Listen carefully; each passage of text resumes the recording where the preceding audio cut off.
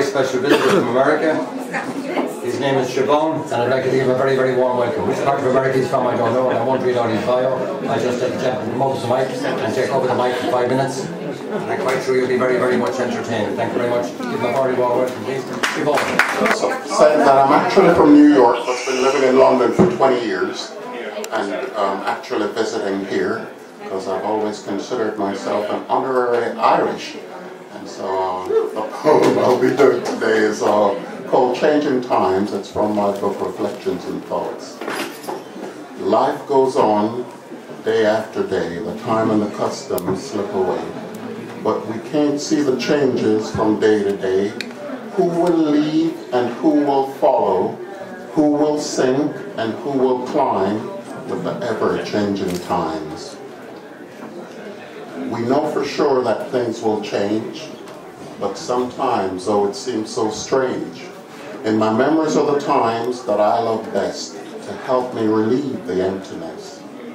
Who will rough it through Garvey's time and set a sail on the Black Star Line? So why can't we keep the ties that bind in these ever-changing times?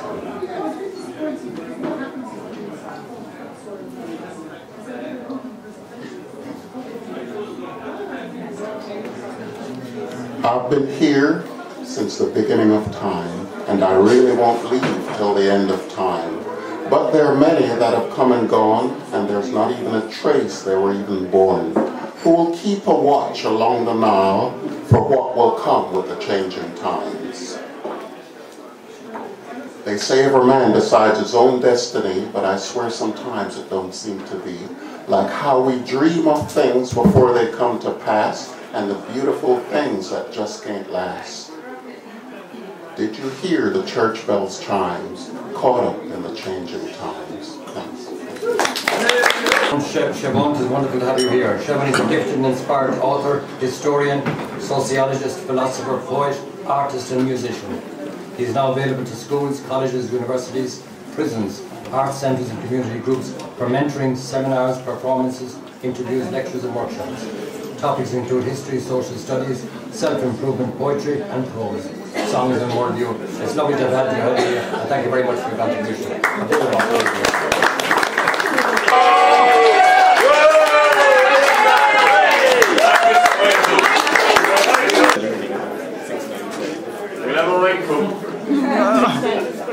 Lovely thing about haiku is that people mix it up with epigrams, and there's a great tradition, if people actually read, there's a great tradition between Irish epigrams and haiku. They import and deliver messages, and they're messages about being.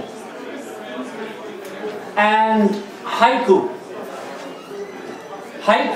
as a form of poetry is a very, very disciplined form of meditation, as are the epigrams in Irish poetry.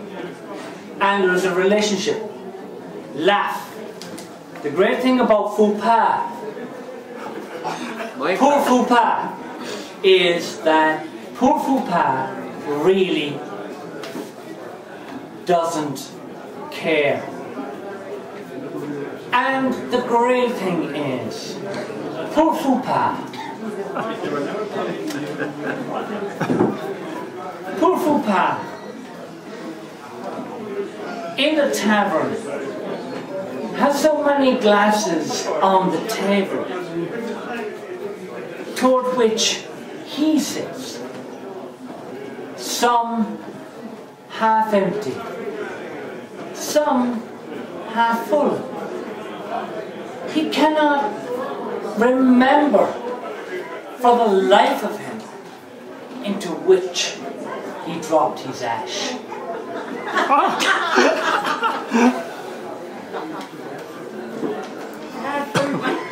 Poor faux pas loves his enemies too much to abandon them.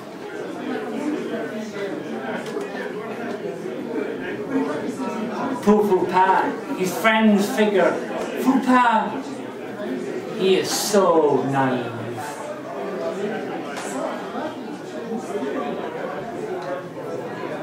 There is nothing they can do to help him. Poor Papa, they say among themselves, he spends so much time conversing with his enemies. He gets so drunk, he really is annoying. Sometimes he gets so angry at what no one can fathom. But no one is afraid, least of all, poor Papa. Every evening ends the same. Poor Papa leaves for his abode.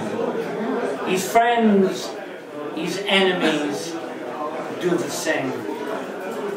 Sometimes someone realizes the issue, whatever it may have been, has been forsaken. Poor Papa, his friends say, he is lost, mimicking the madness of others. Poor Papa, his enemies say, he's becoming blind along with everything else.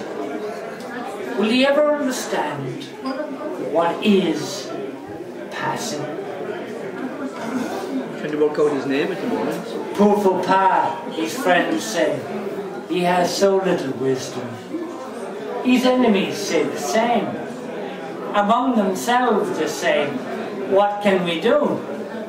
Poor Papa stands outside the tavern, enthralled, absolutely enthralled by the sound summer rain makes on white green leaves. What nationality was he? Very, very pleasant indeed. And our next poet, give a very warm welcome. Give a very warm welcome, please, to Andy Curtin. Thank you very much. I didn't bring my haiku satchel with me. No, it's not that I have anything against him, it's just I haven't been here in Limerick in a while, so I'm unprepared. This is the only prop I have. But yeah, this is spur of the moment decision to read this poem, a new poem. And okay, so is that better? This is spur of the moment poem, it could go anyway. But I will see how it goes. I hope my mobile phones are turned off. The only turbulence I want to cause is with my rhymes. So this poem is called What It Means to Be Alternative. What the hell do you mean you want to be one of us? We ain't part of a scene, we'll leave you choking on dust. It's too late now for you to welcome our song. We've been on the margins for years. We can't ever belong. By the time you get here, we'll be already gone. The reason we're different is because we do what we please. Need validation from no one ain't gonna spread your disease.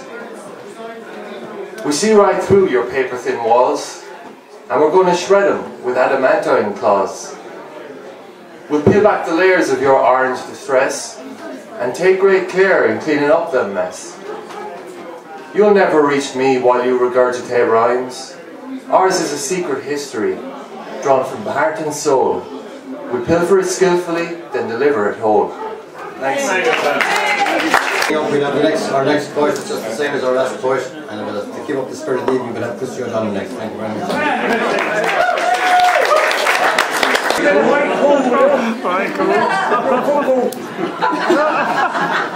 Just the old one, the cuckoo corn. I never felt so sad. There's a young lad that comes in here every week in, week out. You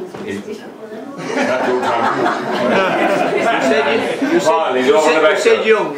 That called me out. He's always writing poems, and he's just not got to the point where he wants to read them. So I wrote this with him and me in mind. It's called An Aspiring Old Poet. Thank God. Thank God I'm only doing this stuff for fun. A bit of crack to try and get a smile from everyone.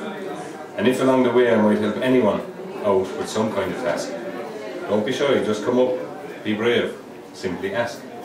While reading what I write is mostly in humour, my thoughts at the time of writing are mostly from rumour. I listen to all conversations at the same time and jumble the words up, and they come out almost fine. It takes a long time to get from a thought on the go to getting it right, a lot of hither to and fro, concentration, thinking process, all seemingly unbroken. To be stood before you all here with words that are spoken. Hearing from others whose work is all unique. But then there are those who just love to be seen as a critique. But nonetheless, this is entertainment and it's free. Where else would you be able to view people like me? As in turn each of us renders our thought at this mic. In the audience there is always one who would like what you have written in a verse or put down as a poem. There will surely be those who know where you are going. And let it be known by a glance, a cheer or a look. Perhaps there might come a day when maybe you will write a book. But as you continue to write what and when you can, don't forget along the way to help out each woman and man. Good writers of poetry are not popular by choice. They become that way from people wanting to hear their voice. They show up and listen intently, paying heed. For poetry is a poor man's trade, yes indeed. But if, like me, you were doing it and making it fun, having a crack and getting a smile from almost everyone, then keep going, don't stop, share all you have thought. Put together on paper those words you have sought. And as long as you put a smile on somebody's face, and you're honest with yourself, then you're in the right place. Don't be put off because you're feeling left out. Just carry on, it's what writing is all about.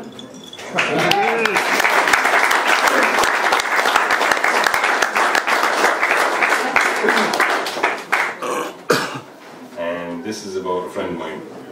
Let's live life. Why not grab life with both of your hands? Try a walk on the beach while it still has sand. Go see the things you thought you'd never see. Travel far and wide and let yourself be free. Do things that you think are a little bit crazy. Lie in bed all day and call yourself lazy. Go out with a friend who you think is quite mad. Sit down with another who is feeling a little sad. Ride a motorbike on an open road. Be a bit wild and lighten your load. See the smile on the face of a child as he plays. Help him out as he falls on his knee and it's grazed. Play house with a girl who is in a dreamland. Do things on the spur of the moment. It's all grand. Take on the search for a new way to live. Find an exciting way to the world you can give. Best do it now before the thought slips your mind and you wake up alone and find you're old. That's what you find. Your time has passed and you are now too old. And little things bother you, even the cold. And all is so firm and proud for all to see, as you're looking down to the ground, not a pretty sight to see. Tied to a life of the mundane paying bills, wishing you had gone and had all of those thrills. Don't end up bitter and jealous of those who did it all, who kept on getting up no matter how often they'd fall. Live life while you still have that sparkle in your eye. Never let it be said that you didn't try. You don't have to be brave or rich to succeed. Just satisfy one of your own simple needs. Always try hard to make your life fun. Why would you crawl when you know you can run? Never mind all of those who moan and complain. They've given up, they have nothing left to gain. Take all of this and go on. Do it a lot. For life is for living, and we only get one shot. For my new motto seems to be working just fine. Live life first, and the rest can get in line.